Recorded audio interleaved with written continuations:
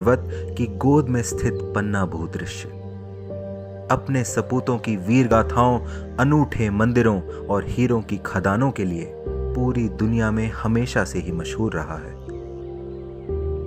स्थानीय किंवदंतियों में पन्ना का संबंध महाभारत से भी जुड़ा माना जाता रहा है।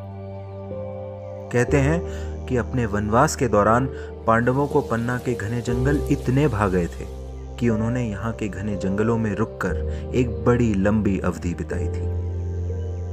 पांडवों के विश्राम स्थल के पास ही है पांडव प्रपात, जो अपने अद्वितीय सौंदर्य के कारण पर्यटकों में बहुत लोकप्रिय है। यहाँ के स्थानीय समुदायों का युगों युगों से पन्ना के वनों और वन्य प्राणियों से गहरा नाता रहा है। इन्हीं संबंधों की मिसाल देते अनेकों प्रागैतिहासिक कालीन शैल चित्र इन वनों में कई स्थानों में देखे जा सकते हैं, और इनमें से कुछ चित्र तो 10,000 वर्ष तक पुराने माने गए हैं। कितने आश्चर्य की बात है ना कि मानव ने अपने उद्विकास के बाद जिन जगहों को रहने के लिए चुना, उनमें से हमारा पन्ना भी एक था। हम कितने खुशकिस्मत हैं कि आज भी अपने पूर्वजों की उन धरोहरों को देख पा रहे हैं। धरोहरों की बात हो और खजुराहो का जिक्र ना हो, ऐसा कैसे हो सकता है? पन्ना से कुछ ही दूरी पर स्थित खजुराहो के मंदिर, जो अपने शिल्प कर्म की उत्कृष्टता का एक नायाब नमूना तो है ही, साथ ही साथ इसका भी प्रमाण है कि वन्य प्राणी हमारे जीवन के हर आयाम का एक अहम हिस्सा है। कहते हैं कि अगर आप पन्ना आए और खजुराहो नहीं देखा तो आपकी यात्रा अधूरी ही मानी जाएगी। घने पर्णपाती जंगल, ऐतिहासिक अवशेष, अद्भुत अद्वितीय भू आकृतियां और सैकड़ों किस्म के असंख्य वन्य जीव, यह सब मिलकर पन्ना को एक विशिष्ट पहचान देते हैं। और इसी पहचान को संरक्षित रखने के लिए सन 1981 में पन्ना राष्ट्रीय उद्यान का गठन हुआ था। तब से ही पन्ना को एक श्रेष्ठ वन्य प्राणी रहवास बनाने के प्रयास प्रारंभ हो गए। लगभग एक दशक के सतत परिश्रम के बाद जब यह जंगल वन्य प्राणियों, विशेषकर बाघों से आबाद हो गए, तो वर्ष 1994 में इसे टाइगर रिजर्व का दर्जा भी दे दिया गया। विंध्याचल की गोद में फैले इन जंगलों ने बाघों की सल्तनत के उतार चढ़ाव के कई दौर देखे, और एक बहुत ही बुरा दौर तो बस एक दशक पहले ही आया था, जब 2009 में पन्ना पूर्णतः बाघ विहीन हो चुका था।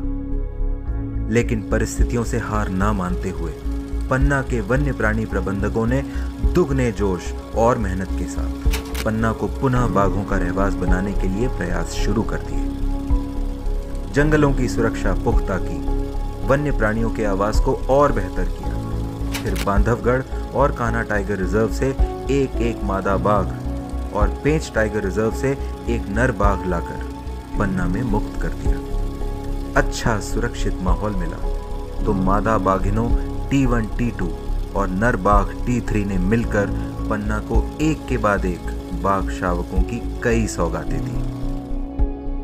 धीरे धीरे प्रबंधन के प्रयास रंग लाने लगे और 10 वर्षों में ही 50 से अधिक बाघों ने पन्ना भूदृश्य में अपना वर्चस्व स्थापित कर लिया। बाघों का संरक्षण एक बड़ी जटिल चुनौती है। इन चुनौतियों से निपटने के लिए कर्मचारियों की कर्मठता और जन समुदायों का सहयोग, दोनों घटकों की अपनी अपनी भूमिका होती है। पन्ना टाइगर रिजर्व को एक बेहतर वन्य प्राणी आवास बनाने के लिए टाइगर रिजर्व के समीप रहने वाले समुदायों के हर एक व्यक्ति ने अपना पूरा प्रत्यक्ष और अप्रत्यक्ष समर्थन दिया। दूसरी ओर जंगलों की कठिन परिस्थितियों में भी कर्मचारियों ने अपना 100% देने में कोई कसर नहीं छोड़ी, और कुशल नेतृत्व के साथ पन्ना टीम ने दुनिया के सामने पन्ना बाघ पुनर्स्थापना कार्यक्रम के रूप में एक अनूठी मिसाल खड़ी कर दी। आज पन्ना के जंगलों में उन्मुक्त घूमते ये बाघ इस बात का सबूत है कि 10 सालों तक सभी के मिलकर किए गए सतत प्रयास व्यर्थ नहीं गए। आज पन्ना बाघ पुनर्स्थापना कार्यक्रम की धाक पूरी दुनिया में है, जिसे कई पुरस्कारों से सम्मानित भी किया गया है।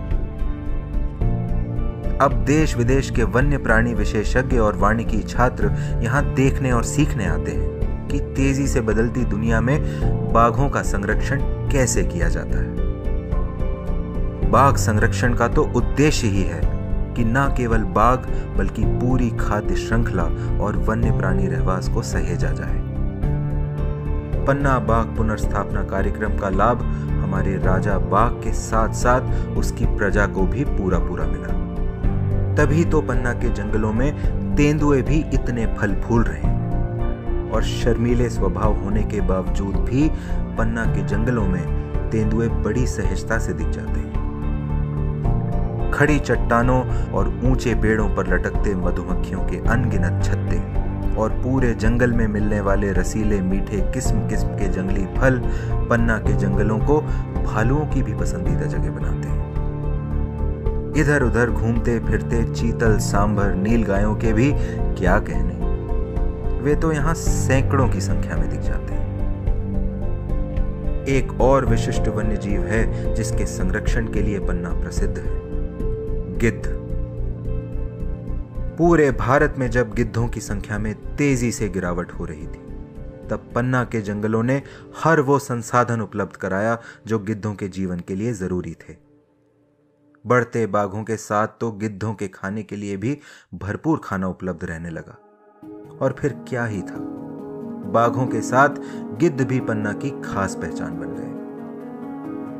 जिन पहाड़ों पे इन गिद्धों का आवास है, उसी को चीरते हुए बहती है केन नदी, जो न जाने कितने हजारों सालों से पन्ना के अस्तित्व में हमेशा से एक अहम भूमिका निभाती आई है। जीवनदायिनी केन नदी जो घड़ियाल, मगर, कछुओं जैसे न जाने कितने ही जलीय जीवों का घर भी है। और इस केन नदी में ही है रनेह प्रपात। हरे लाल गुलाबी रंग की चट्टानों के बीच यह प्रपात निस्संदेह भारत के सबसे खूबसूरत, सबसे आकर्षक जलप्रपातों में से एक है। वैसे तो पूरी केन नदी घाटी का सौंदर्य ही अद्भुत है, पर सूर्यास्त के समय बहते सोने सी चमकती ये नदी अलौकिक दृश्य निर्मित करती है। पन्ना, जिसने कभी छत्रसाल जैसे यशस्वी राजा का वैभव देखा, वह राजा छत्रसाल जिन्हें आशीर्वाद था कि छत्ता तेरे राज में धक धक धरती होए, जित जित घोड़ा मुख करे तित तित फत्ते होए। यानी राजा छत्रसाल का घोड़ा जिस ओर भी जाएगा, उसे वहां हमेशा विजय ही मिलेगी। कोई आश्चर्य नहीं कि पन्ना की भूमि में पैदा हुए बाघ भी जिस जिस ओर बढ़ते जा रहे हैं, वहां वहां उनका साम्राज्य स्थापित होता जा रहा है। पन्ना के बाघों ने टाइगर रिजर्व की सीमा तो कब की पार कर ली थी। अब तो उन्होंने मध्य प्रदेश और उत्तर प्रदेश के अन्य संरक्षित क्षेत्रों में भी जाकर अपने राज्य स्थापित कर लिए। पन्ना प्रबंधन ने तो अपने उत्तरदायित्वों का पालन कर एक अनमोल धरोहर हमें सौंप दी है। अब यह हमारा दायित्व है कि बाघों के पन्ना साम्राज्य के सूरज को कभी अस्त ना होने दें। हम सबके सम्मिलित प्रयासों से टाइगर रिजर्वों के ताज के इस अनमोल रत्न पन्ना और उसके बाघों की शान पूरी दुनिया में यकीनन ऐसे ही फैलती रहेगी।